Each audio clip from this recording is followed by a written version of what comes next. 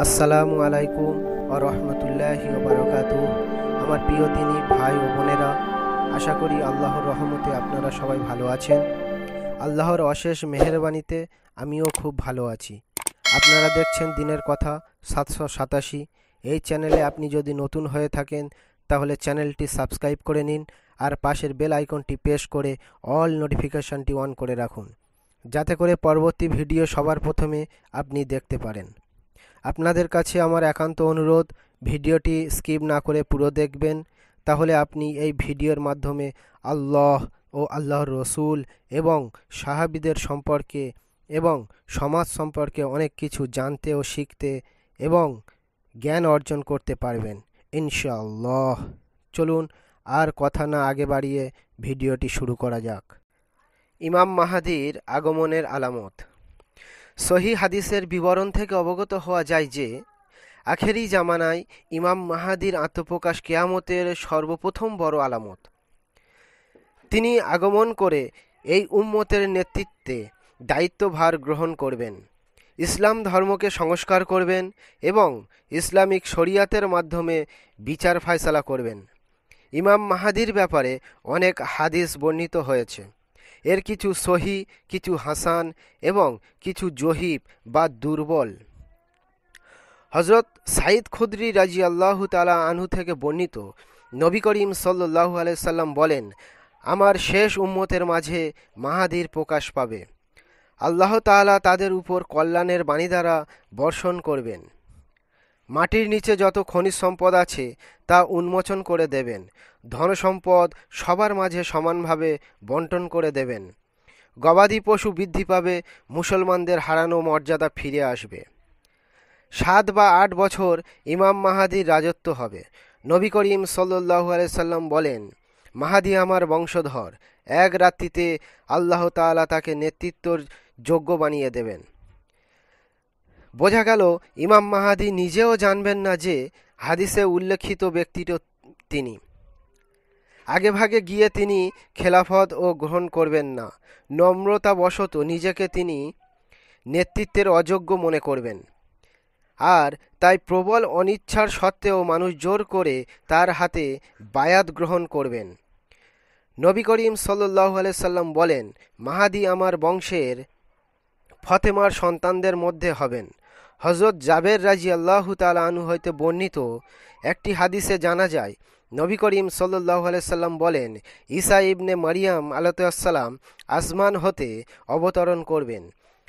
মুসলমানদের সেনাপ্রধান মাহাদি তাকে স্বাগত জানিয়ে বলবেন, আসুন নামাজের ইমামতি করুন। ঈসা আলাইহিস সালাম বলবেন, না, তুমি ইমামতি করো। তোমাদের একজন অপরজনের নেতা এই উম্মতের জন্য আল্লাহ তাআলার পক্ষ থেকে এক মহান সম্মান। একটি হাদিস দ্বারা বোঝা গেল ইমাম মাহাদির সময় দাজ্জালের আবির্ভাব ঘটবে। অতঃপর দাজ্জালকে হত্যা করতে হযরত ঈসা আলাইহিস সালাম আসমান থেকে অবতরণ করবেন।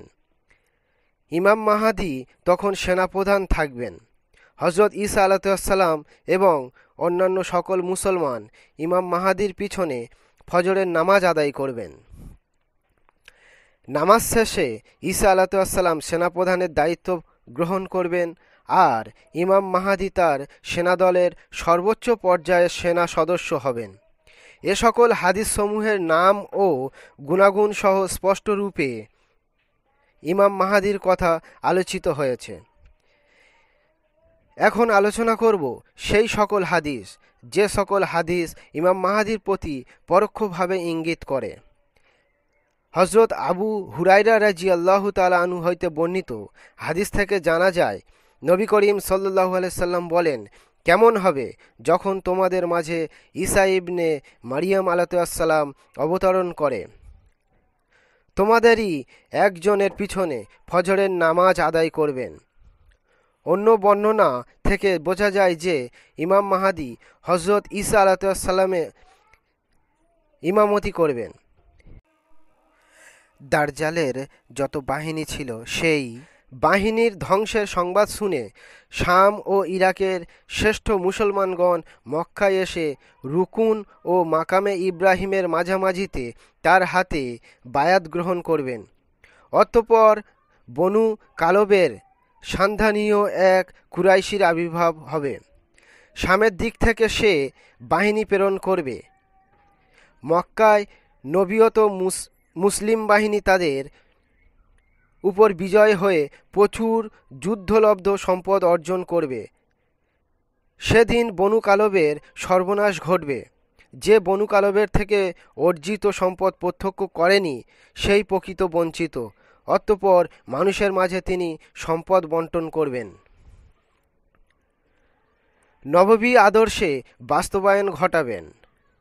দীর্ঘ প্রতীক্ষার পর ইসলাম সেদিন ভূপৃষ্ঠের মাঝে স্বস্তির নিঃশ্বাস ফেলবেন। 7 বছর এভাবে রাজত্ব করে ইমাম মাহদী ইন্তেকাল করবেন। মুসলমানগণ তার জানাজায় শরিক হবেন। উল্লেখ্য যে এ যাবৎকালে অনেকে ইমাম মাহদী বলে নিজেকে দাবি করেছেন। তাদের মধ্যে সবচেয়ে আলোচিত ব্যক্তি হলেন পাকিস্তানের মুহাম্মদ কাসিম, যিনি তার স্বপ্নে মুহাম্মদ সাল্লাল্লাহু আলাইহি সাল্লামকে 300 বারেরও বেশি সময় ধরে দেখে সম্মানিত হয়েছেন বলে দাবি করেছেন। তবে এই তথ্যের ভিত্তিতে তাকে বা অন্য কাউকে ইমাম মাহদী বলে মেনে নেওয়া যাবে না। কাউকে ইমাম মাহদী বলে মানতে হলে হাদিসের বর্ণিত ইমাম মাহদীর গুণাবলীর সাথে অদ্র ব্যক্তির সকল গুণাবলীর মিল থাকতে হবে। আল্লাহ পাক আমাদের সকল মুসলিম জাতিকে ভুয়ো মাহাদির প্রলোভন থেকে বাঁচিয়ে সঠিক ইমাম মাহাদিকে চেনার তৌফিক দান করুন। আমিন।